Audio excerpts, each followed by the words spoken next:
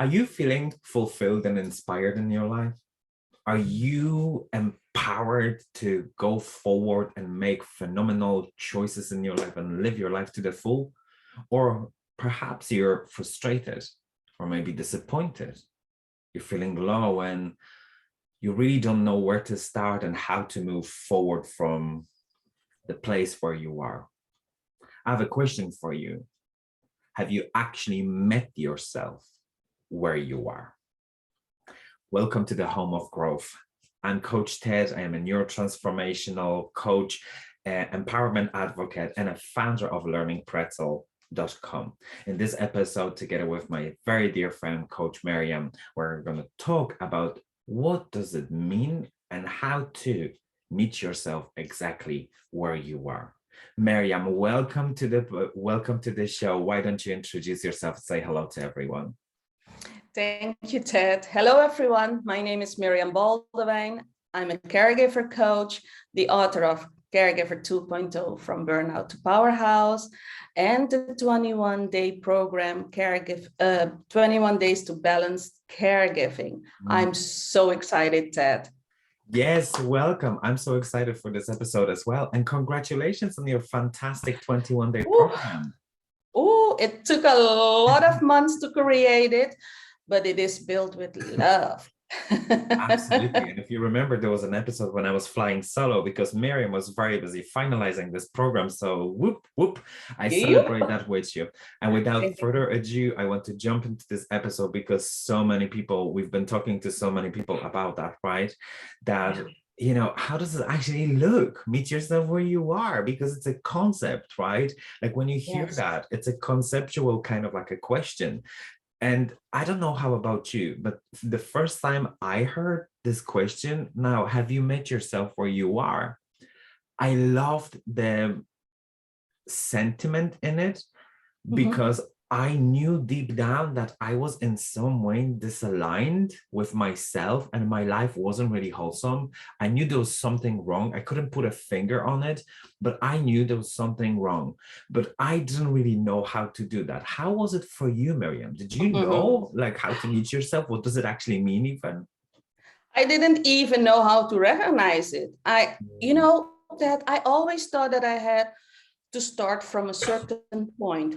But where's that point? Where do you start? Right?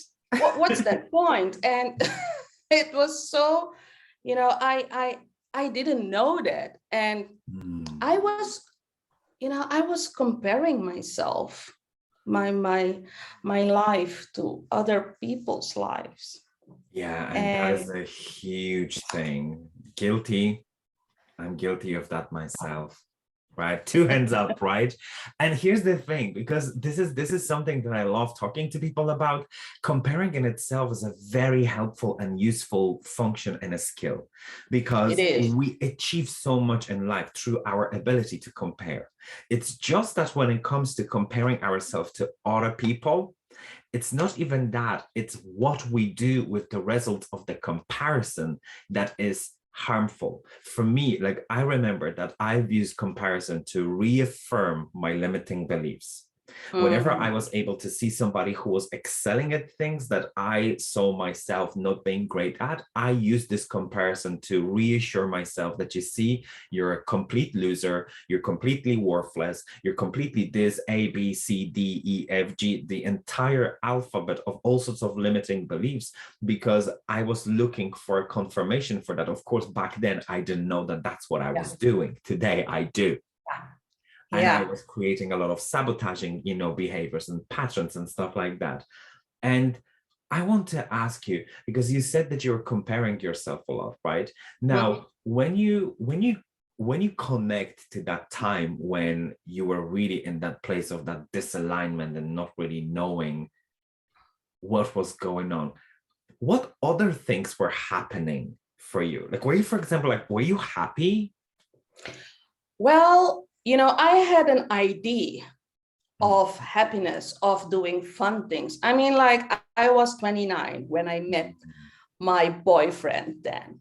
And my idea was doing fun stuff. Yeah. Doing fun things. And let me ask you, what was the definition of fun you had at the time?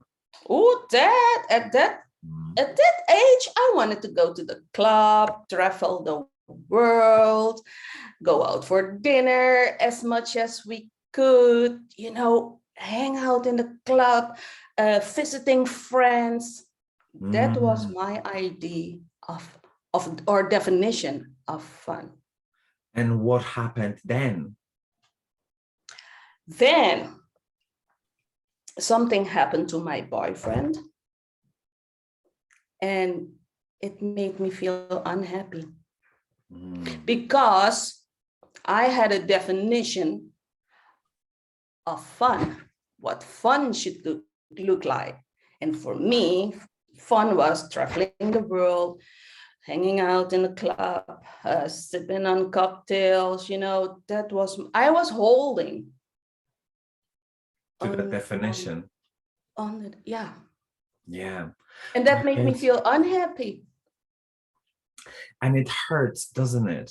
Because that's the Mm. whole part of it, right? Like we're holding on to those predetermined ideas of what our life should look like, of what does it mean to have fun, of what does it mean to be happy. And we have all of those ideas. And when we hold on to them, we don't realize that in the moment, that when we hold on so rigidly to those ideas and definitions, we actually limit our experience inside of that. So let me ask you a question, because many people probably know your story. For those of you who don't, please go back to our episodes and definitely get Caregiver 2.0, a phenomenal book by Miriam. I highly advise, From a Burnout to Powerhouse, where she shares so generously her story and also gives tips how to, care for yourself and how to care for others and how to look after yourself inside of this beautiful mission.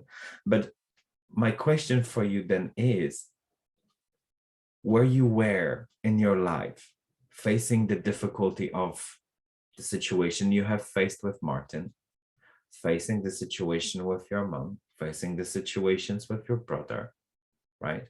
Mhm. When we talk about the definition of fun, was there no fun moments in those times at all then? Not many. There were not many fun moments that I'm gonna be honest, Sure. because I kept holding onto the definition, the idea I had of fun. Yeah, absolutely. And it was hard. Mm, of course. It was hard. Mm. So How? when we think about moving forward and meeting ourselves inside of those moments, right? Because there's no point, I love the fact that you're bringing it so honestly, right? You're just being open and honest about how it was, right? And it also shows us the light in here that inside of wherever space you are in your life, whatever experiences you are in your life, you have needs that are unmet. Because whether it's a actual need that you are lacking safety, or you are lacking an emotional support or physical support or psychological support, or whether you are lacking something because you have an expectation of it, that doesn't really matter, does it? Because it feels the same way. Yeah. It feels the same way, right? Yeah. That whether we just have expectations we're holding onto, or whether we're actually physically feeling like we're lacking some form of, experiences, support, and nourishment, it really doesn't help. So I want to ask you, because this is so huge. When we want to meet ourselves, right? Like we do really need to recognize our needs. How did you go about that? Like, how did it happen? Like, what did you have to encounter something before you realized that there were needs in your life that you weren't attending to? I'm so happy you're asking this, because that I needed to acknowledge that Miriam had needs. That Miriam needed time for herself, for instance. That Miriam, everyone has needs, right? Yeah. but I Absolutely. needed to acknowledge it and say it out loud. Absolutely. Like Miriam has needs that. Yeah, and for those of you who don't know Miriam's story, just to put it into a context, Miriam became a caregiver to her husband, and she has been his caregiver ever since, and she also took care of other people. And acknowledging needs inside of that, where we are in service.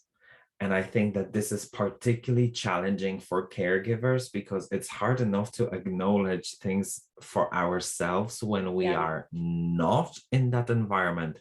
But where you're a caregiver, and caregiving can have many different forms and many different outfits, right?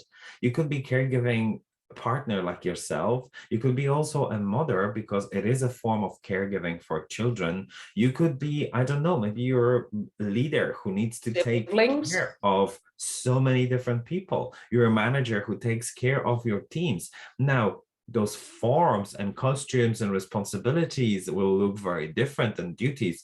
But at the end of the day, inside of all of that is you who also needs to look after yourself. And Absolutely. when we talk about meeting yourself where you are, is to really look inwards rather than outwards. It's not to compare yourself. It's not to look for what other tools you need to get in your life. It's just looking inwards, right, Miriam, and checking It with is. yourself where Yeah. you are. Like, where are you? Are you fulfilling your needs? Are you hurting? Do you need support? Do you feel lonely? Only when you meet yourself where you are, where you connect to how you feel, what you think, what are you meeting your needs? Yeah. You're gonna Yeah. be able to create a movement forward because only you said that earlier, right? You didn't know where you were. Yeah. So only when we get there, we can start creating a plan and forward momentum. Yes, absolutely. And that for me, it was also, how do you say this? It was also important to give myself permission So to acknowledge, to say it out loud, and to allow myself to start where I was in my journey. yeah, yeah, because we don't only have an ideas about what our life should look like, but we also have ideas about how our journey should look like, right?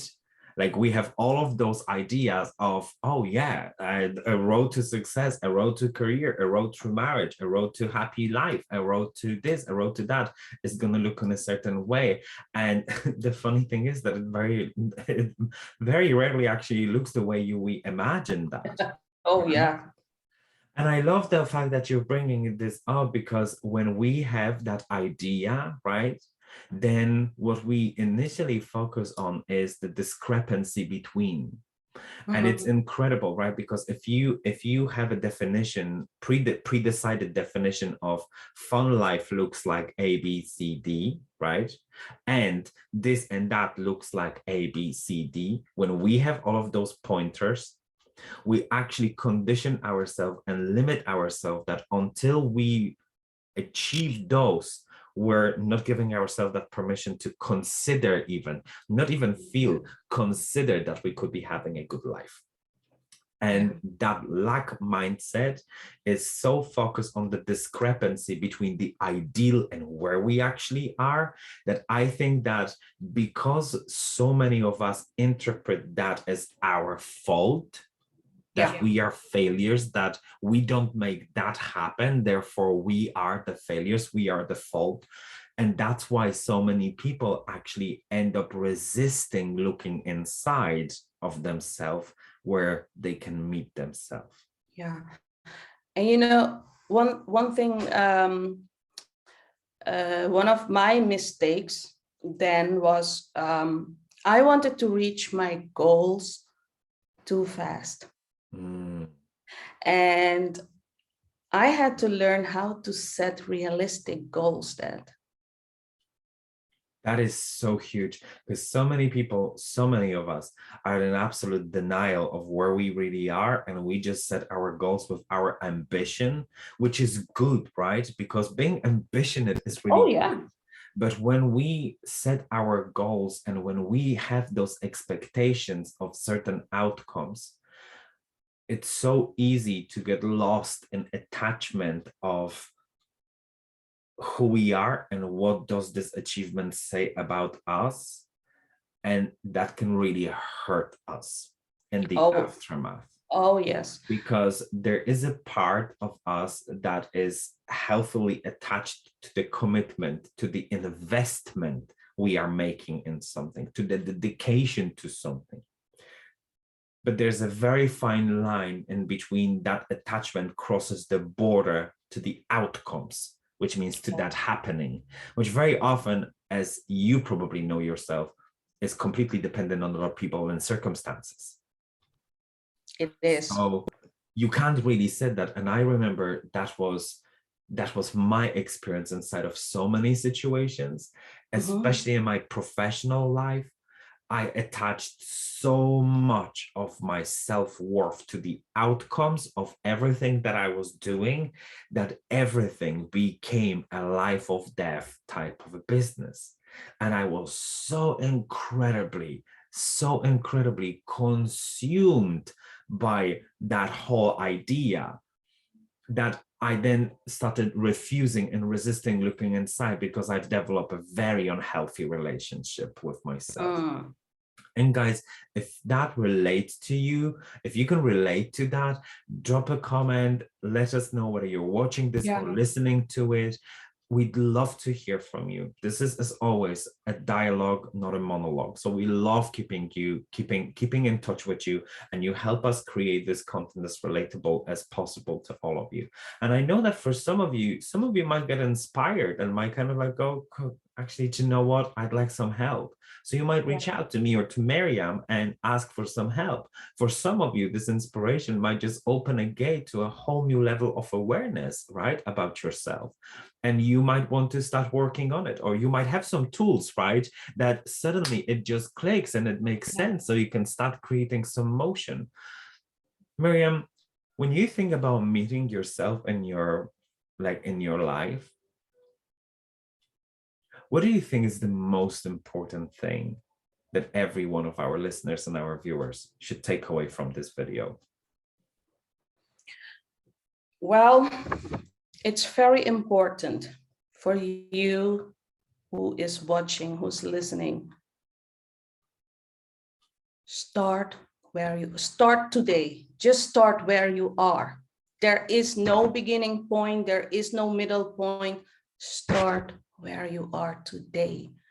Because the minute you start, you will discover that you will start growing. You will start learning and growing. I love that. I absolutely love that. And just to wrap this episode up, and thank you so much for this conversation. It was fruitful and beautiful as always. And I'm already looking forward to our next one. The one thing that I would say to people is this. I know that when we make plans, we want to see steps from 1 to 100. But just remember one thing. You can change so much taking the first step, that the second and the third and the fourth will become irrelevant. And when you hold on, like we were talking with Miriam's example, to the definition and idea, right? The idea of how things should look like, that can actually compromise your journey. Because if you imagine how this whole path should look like where you are right now, and especially if you are not in touch with yourself, right? If you haven't met yourself, you're speaking about an intellectual idea, then that journey is going to be so completely off that you will only harm yourself. We will be bringing more different aspects of personal development and personal growth journey into this series, the Home of Growth. And we also have some news to announce that from this episode onwards, we will be publishing ourselves every 2 weeks because we have got engaged in other programs as well. And we love to make sure that we hear from you. We have time to read all of those comments and then respond with our content towards them. So from this point onwards, we will be publishing every 2 weeks. You can sign up to our podcast. You can sign up to our channels. You can reach out to us. All of the information is available in the description below. And as always, we thank you for your time. We thank you for your attention. We cheer for you. We love you, and we look forward to speak to you soon. Take care. Bye-bye. Take care, everyone. Bye-bye.